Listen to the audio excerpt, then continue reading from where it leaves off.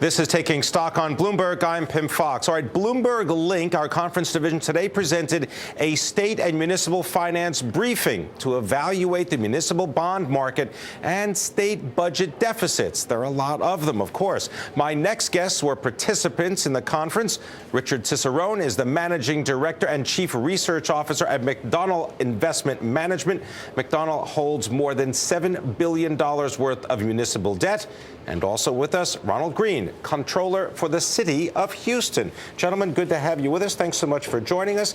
Let's start with you, Ronald, and look at the picture. What did you glean from today's conference?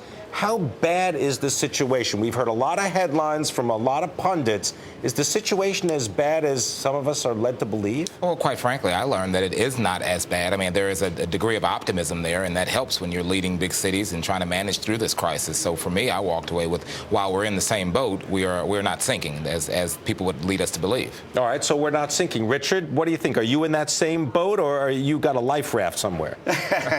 You know, I'm sort of in the same boat. I think that it got pretty threatening back there in November through January, February, where people get pretty gloom and doom about municipal bonds.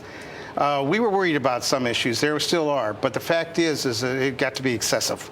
And I think that today was, in light of the speakers today, it sounds like we're not alone in thinking that more moderation ought to be the tone of, I think, the outlook for municipal bonds. There are problems, but majority of the bond is healthy. Bond market is healthy. All right, so you're talking about problems, and Ronald, I got to put it to you. The problems seem to come in at least two flavors. One is that the local municipalities don't generate enough revenue from the tax base, whatever it might be, in order to meet the operating needs of the locality. But on the other hand, there are these future obligations, these liabilities, whether it relates to contracts or health care provisions, that just about every locality is going to have to deal with. How do you balance the two? Well, you've hit the nail on the head. You really do balance the two. You have to look at the revenue streams, and I think now that we're in this sort of a crisis, cities are now beginning to say, look, we need to be a lot more transparent. We need to let people know that it's not all about cutting.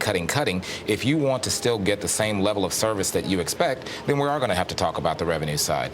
The flip side of that is we are going to have to use what's going on now as maybe some negotiation type of a tool or leverage when it comes to healthcare benefits, when it comes to OPEBs, when it comes to all of those things that have future implications for us. So for us, just for one example, we're now going from a premium-based insurance policy to a self-insured model. Obviously, there are some more costs inherent with that on the participants' part, but those are things that we have to do. So it's a balancing act on both ends. Now we're talking. What about a budget in Houston? About $4 billion. With all of our funds, our general fund budget is about $2.1 billion. Our CIP is about another $2 billion, and then we have CIP, the capital improvement program. Capital improvement. So obviously those major projects there, but the general fund right at about $2.1 billion, and certainly we are looking for ways we can get relief there any way we can.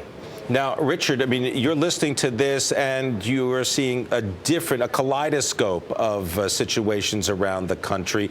Are you seeing that mainly the states are recognizing the severity of the problem in the future and recognize they got to do something now, otherwise it's going to be too late? Well, Pimm, that's the silver lining of this. I mean, there were a number of us in the investment industry that were concerned about some of the coming problems in the municipal bond credit area. And we were talking primarily on the liabilities that you mentioned, Ron, the pensions and the OPEB, the retirement health care liabilities. To some extent, those that have been deferring infrastructure maintenance, which should be added in as a liability, and we do have those.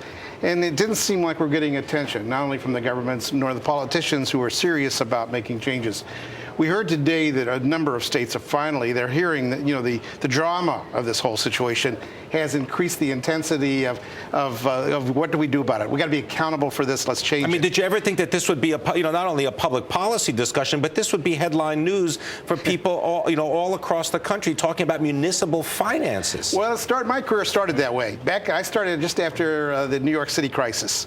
And that's the way it started. We were all concerned about cities, and there were a number of them in trouble in those days. And here, as we go to full length in the career, we're talking about it again. But I think that the issues today are worse because these liability issues, it's not just a revenue issue. The liabilities that we're talking about today have got to be put under control. Ron, I want to give you the last word here on this topic. Do you think that the electorate understands that it's not something that you can just blame politicians for, but everybody's got to get involved in this? I mean, is that the education process, and is it working? I think it is working. Right now, people are paying attention to all types of financial things that are going on in their lives, in their own personal lives. So now is the time for us to just lay it all out on the table, tell them what it takes to run their city, tell them what it takes to get that service, and what it takes to pay for these liabilities. I think now that we have an audience that's listening and willing to listen, we need to do it now. We need to lay it out. Is the feedback that you're getting, though, I mean, is it positive, or is it just it's still, a little bit of both. I want you to cut somebody else's programs, and I want you to deliver my services? That's always it. I want more services for less money. And that's just does not. It doesn't equal. No, it doesn't balance either. Yeah, it doesn't. But at the end of the day, what we have to make sure is that we're transparent, so that when we do talk about increasing revenue, people are okay with that. And when we talk about these future liabilities, we're good. All right. I want to thank you very much, Comptroller of Houston, Ronald Green. I want to thank you, Richard Ciccarone of McDonnell Investments. Thank you very much.